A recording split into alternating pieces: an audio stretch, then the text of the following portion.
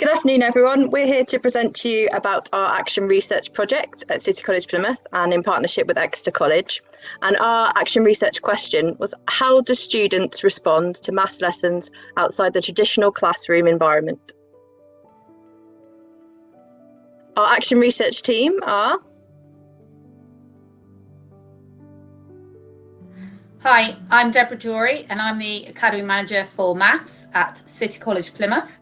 And the principal reasons I was interested in this project is my background as a Prince's Trust team leader, working in lots of outdoor environments, and also taking part in the Taking Learning Outdoors CPD in Sweden as part of an Erasmus project.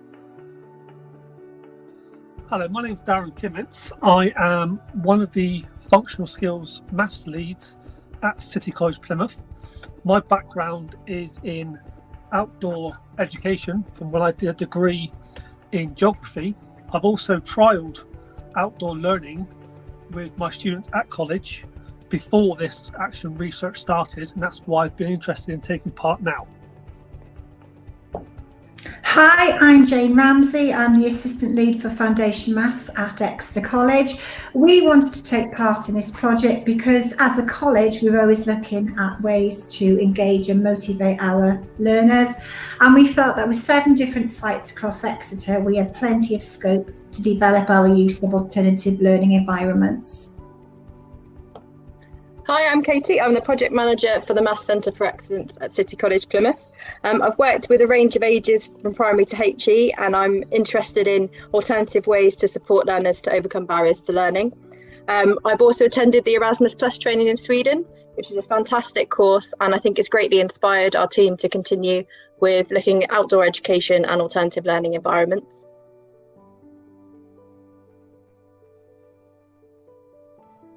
A bit of introduction and background. So why have we chosen alternative learning environments? So we initially looked at the key themes for motivation and engagement, and that's been a key focus of our work as a centre at City College. And we looked at these key themes and how they tie in with focus points of outdoor education and alternative learning environments. So we found strong links in the development of positive learning environments that are more engaging for students, the linking of maths learning to students' interests, and being sympathetic to a student's usual way of working. So our initial question and what we started to focus on was, does the use of alternative learning environments, learning outside the classroom, have an impact on student engagement? Learning outside the classroom is also supported by Ofsted, who say that learning outside the classroom is about raising achievement through an organised, powerful approach to learning, in which direct experience is of prime importance. This is not only about what we learn, but importantly, how and where we learn. City College Plymouth and Exeter College both are quite isolated geographically in the city, whereas compared to London, where you might have several general FE colleges in one place, Plymouth and in Devon you don't. Plymouth is a deprived area with a lot of students having issues with reaching out and getting resources they need, and our students across college do suffer from maths anxiety. The number of students achieving grade 4 or above in English and Maths in Exeter from the 5 main secondary schools is slightly above the national average. And as none of these schools have sixth forms, Exeter College is the main provider for post-16 education in the city.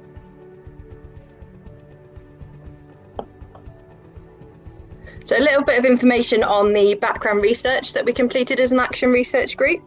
So we initially looked at some journals and research based in movement-based mathematics, so looking at how physical activity can support students to focus and engage within lessons.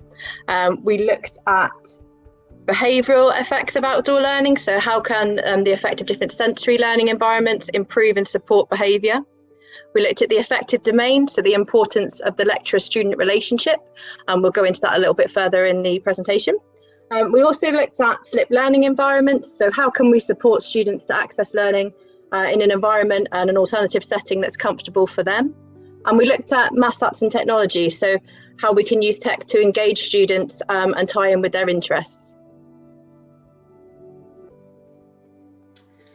Okay, so we then got our question down to how do students respond to maths lessons outside of the classroom?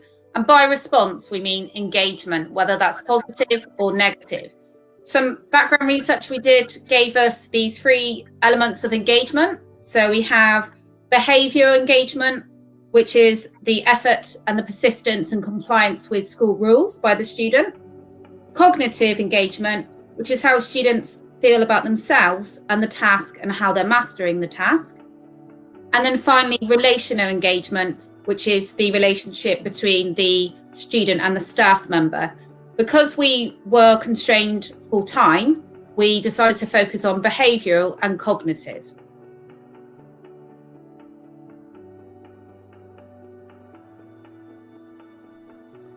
We tried to match the activity to the vocational areas whose usual way of working was similar to the orienteering task, so they weren't in a traditional classroom. We looked at cohorts who had focus issues in lessons. We also looked at cohorts who had poor attendance or cohorts who historically their attendance drops throughout the year. There were some limiting factors to who we chose. Some students were engaged with the national trials. We had to try and match the classes we wanted to use with the staff timetables who were involved in it.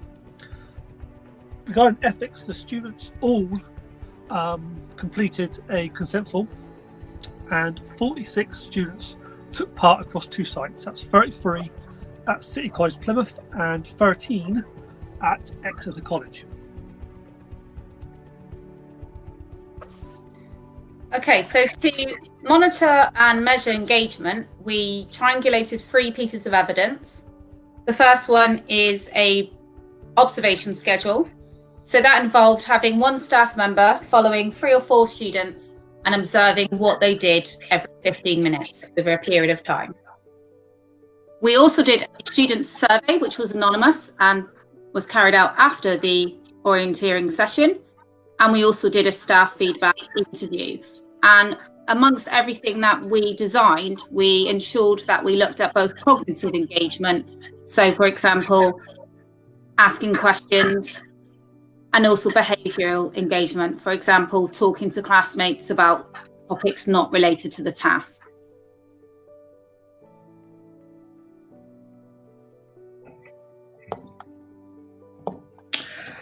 So here you can see how the orienteering task was carried out. The session at both colleges followed a similar format, with an introduction, carrying out the task in small groups and completing a feedback survey. The task took about between 30 and 45 minutes, and each group has an observer recording the engagement in the task.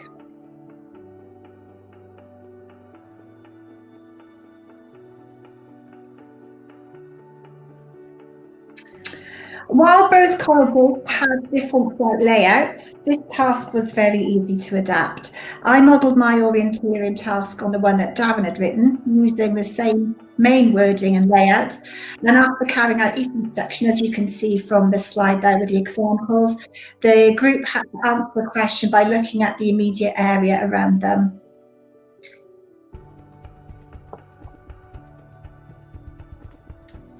So these are the results of the observation schedule. We managed to observe 21 students. We took them in groups of 3 or 4 with 1 staff member to make sure we could correctly observe them. Some students didn't take the entire 45 minutes to do the task, which left us with different levels of engagement between students. So what we did is we weighted the score as a percentage of the total score they could have got for 30 minutes or for 45 minutes. We then decided to do categories. So any student who got 37.5% and above, we classed as engaged. Any students who got above -25% and below 37.5% were moderately engaged. And the final category were disengaged. the results show that 43% of students were engaged in the task, and 57%, the rest of them, were moderately engaged, with an average score of 33%, which is moderately engaged, but very nearly engaged in the task.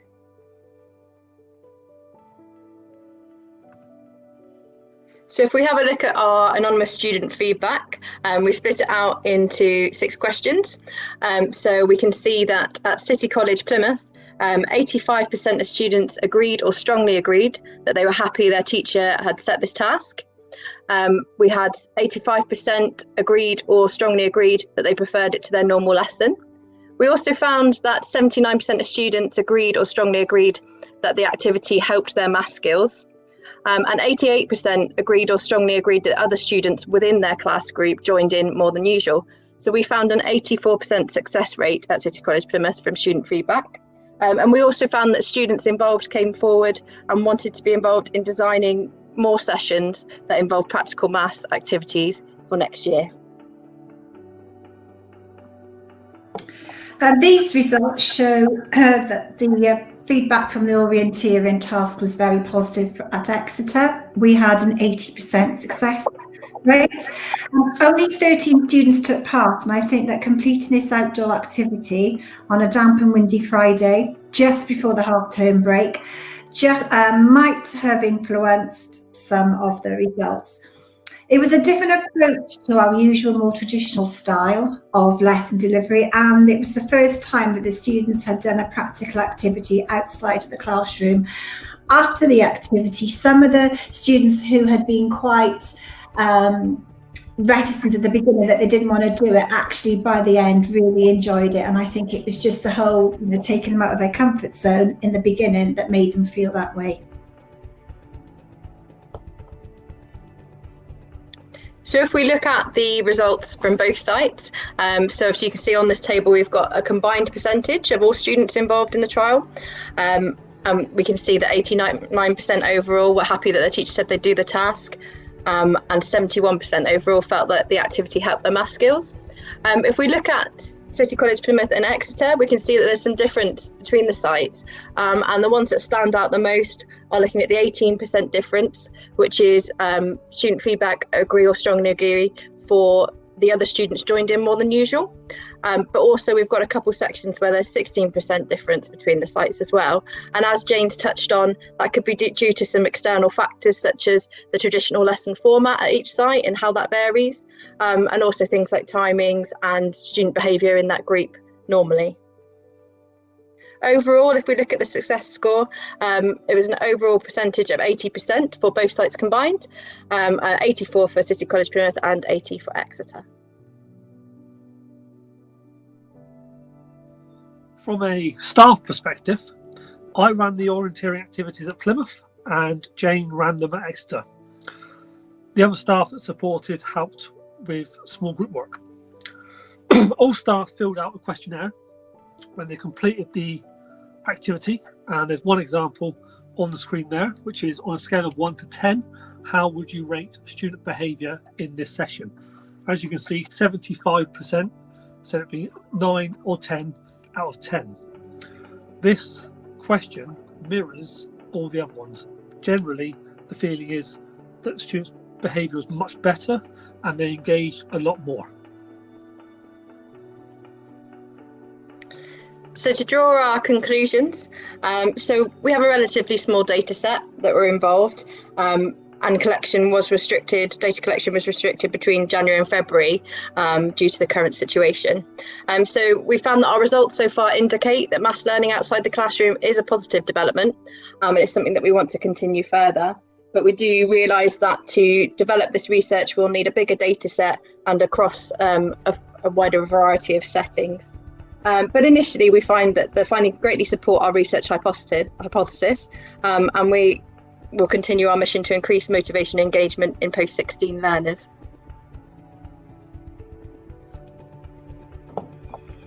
As we've said before, there were some external factors too, which have had an impact on the results. For instance, the timing of the lesson and the overall effect of this on student engagement. From personal experience, it's much harder to motivate students on a Friday afternoon than it is on a Wednesday morning. Weather conditions as well, because it is an outdoor activity. This also had an effect on the enjoyment of the activity. Thirdly, the level that the students usually engage with their maths lessons, their lecturer and class members.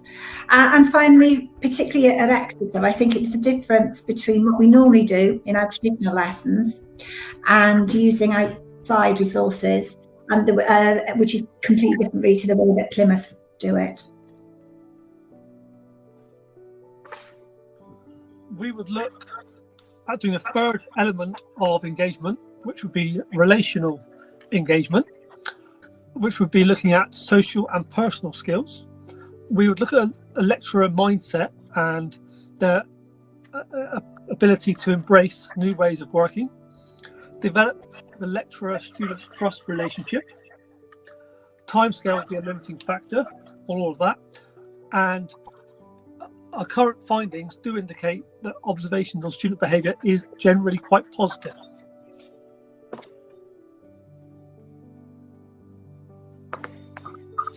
So cross-culturally at the college, huge leaps forwards have been made in student and staff engagement in maths, and our action research has supported that further, linking with practical skills and other things such as digital and mastery around the college. During our most recent Ofsted report in March, our action research was commended for the use of memorable practical activities to help learners grasp important mathematical concepts.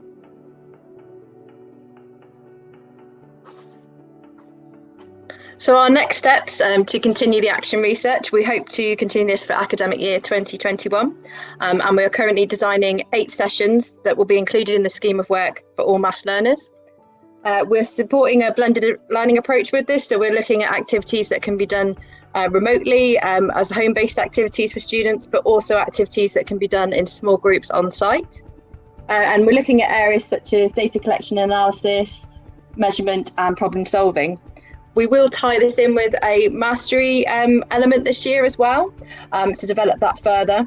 And we'll look at things like a baseline survey, which will be completed with students 4 weeks after the practical session, to really look at their understanding and how the activity has supported that.